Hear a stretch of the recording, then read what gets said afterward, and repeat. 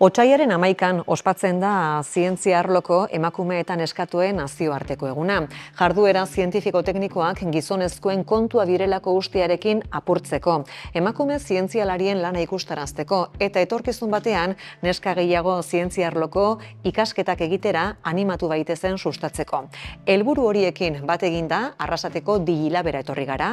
Ikerlanek 2022tik martxan daukan teknologia digitalen laborategira bi testigantza jasotzeko helburuarekin. Eta hitzordu egin dugu Jone Zubizarreta eta Lorea Belategirekin. Kaixo neskak. Kaixo.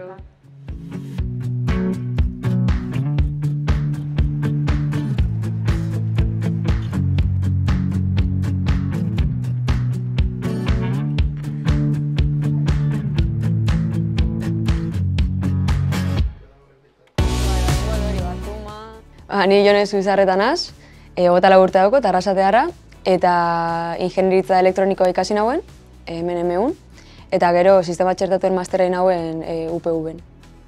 Eta, nabil hemen ikerranen lanian, bigarren mailan hasi nintzen praktiketan, eta ordutik hemen hau zibersegurtasun ikerlari moruen.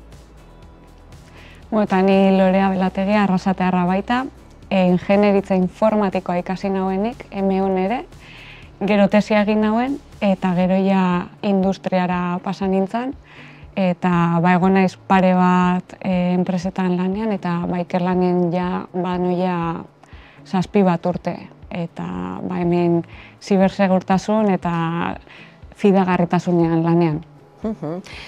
Zure kasuan, Jone, 24 urterekin, suposatzen dut zure belaunaldiak ezagutu duen egiteko moduak ez direla ulertzen digitalizazio eta zibersegurtasun barik, ez da? Zuentzako betidanik hor egon diren gauza batzu izango direla? Bai, guztiz ados, hori. Nik uste txikitatik isa ezautu dela digitalizazioa, bizikaren mundu hontan teknologia dauko aldeanetan, ez da ulertzen teknologia barik gaur egungo gizartia. Eta esan duzuna, zibersegurtasunan garrantzia nahiko importantia da gaur egun, segurtasuna beti egon da, baina hainbat teknologia guzti honekin eta konektibidade guzti honekin ondion gehiago. Aldiz, zure kasuan, Lorea, 20 urteko esperientzia gehiago duzu, Jonek baino. Zuri suposatzen dut, tokatuko zitzaizula digitalizazioaren eta zibersegurtasunaren bilakaera ikustea, ez da? Noiz hasi zineten apurtxo bate arriskuaz jabetzen?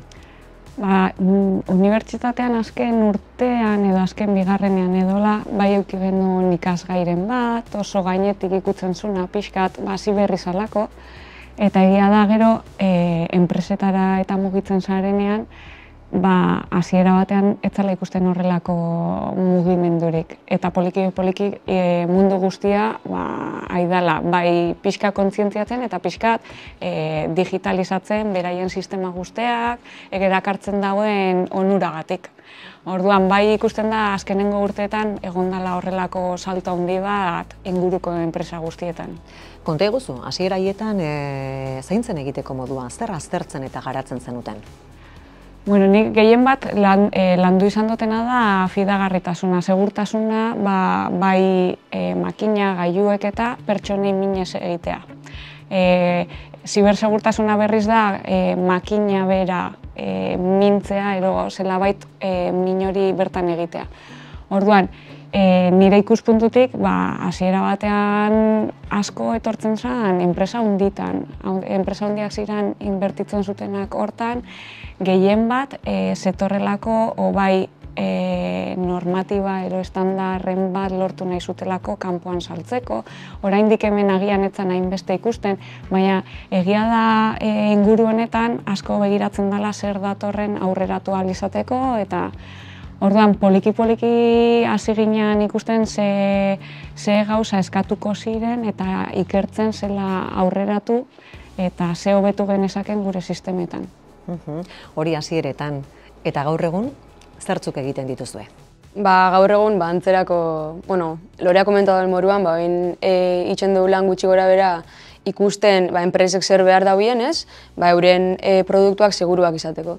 Eta nire kasuan, zibersegurtasunean ikerranengaz 3 ekipo ezberdinetan, eta nire sistema elektronikoen taldean, eta saiatzen gare lehenengo identifikatzen zeintzuk diren sistema elektronikoien ahulguniak, gero bai analizatzen dugu ze eraso gertauleiken eta zelan babestu eraso horren aurrian, eta saiatzen gare neurri batzuk garatzen sistema horiek seguruak izateko.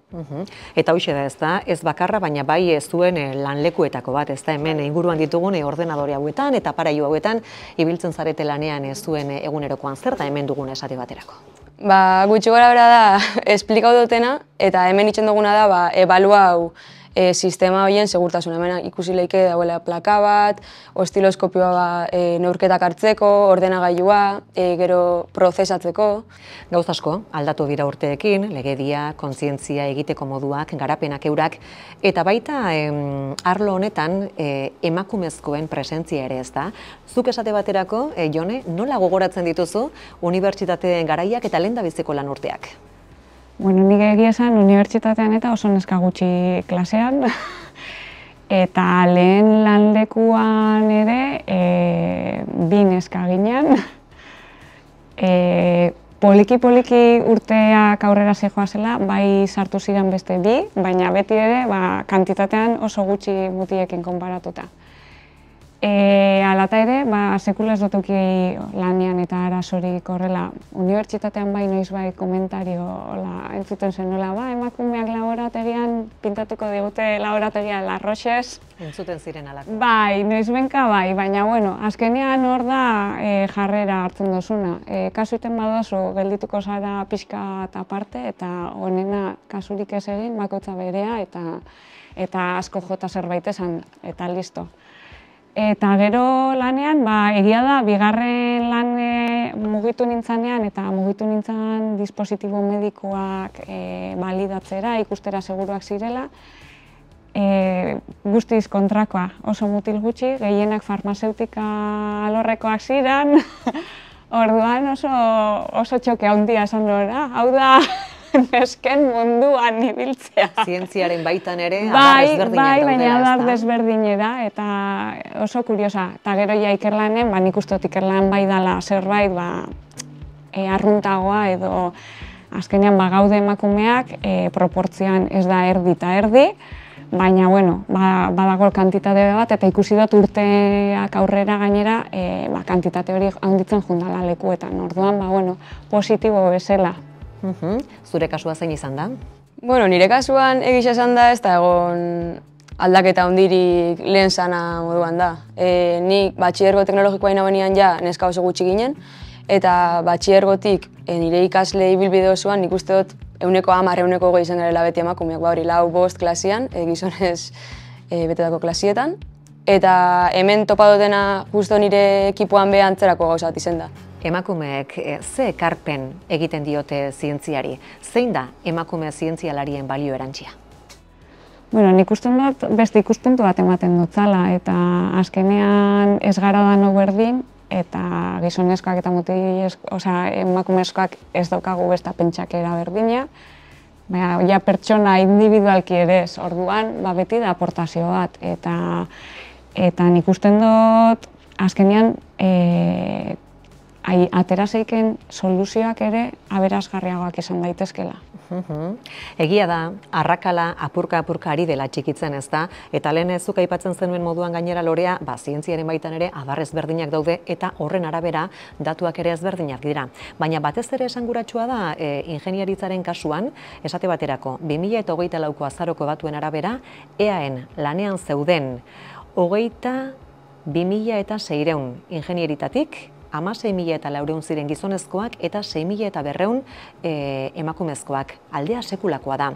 Zuek biak justu ingenieriak zarete, ez dakite datu hauen inguruan ez irakurketa egiten duzuen.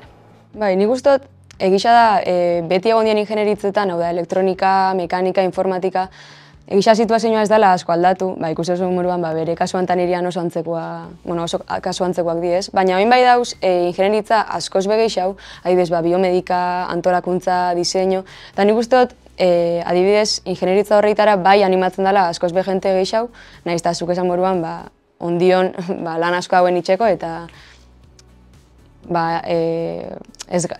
Ez garen besta...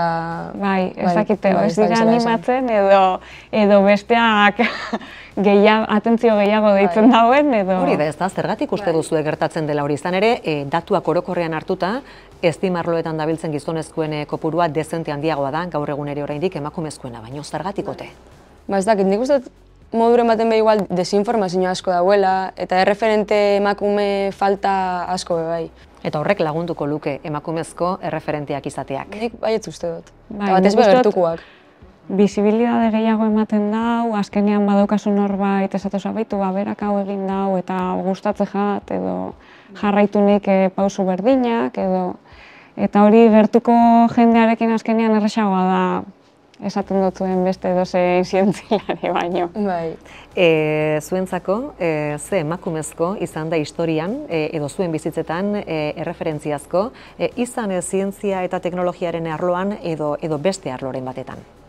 Nik beti esan dut, nik zientzia arloan ez dut euki erreferenterik eta eukitzekotan beti Marie eta horrela, baina azkenean aspaldiko gauza dira eta nik beti jotzen dut nire etxean ikusten dutena, amak azkenean egin du altzuna zauzkan baliabideekin, sekula ez digu jarri pegari beti izaten zegoen zu saiatu eta bestela ikusiko dugu eta listo. Eta orduan horrek animatzen dutzu esatera, hau gustatzen jat, naiz eta ez egon jende asko, saiatzen naiz eta orduan nik beti izaten dut, etxean gertu daukasun jendean fijatzen zarela, ero behintzat erreferente hori etxean topatzen duzula. Bai, nire kasuan behantzera. Egisa da, etxean ez dutela eduki emakume erreferenterik zientzialaria dana, baina bai txikitatik nire aitza bez ingenerua da eta beti eduki dut kuriosidade hori, ingenieritza zenbakixak ez, horren baitan pixkat. Baina hori emakumezkoak nire mama, ama, beti indabien landanagatik, referente badie, nahiz eta zientzialarixak ez izan. Baione Zubizarreta eta Lorea Belategi, neska eta nerabe askorengana heltzen den zuen testigantza hau, eta erreferente izaten den eurentzako ere etorkizun batean, estimarloetako bidea aukeratu dezaten, mila esker. Zuri.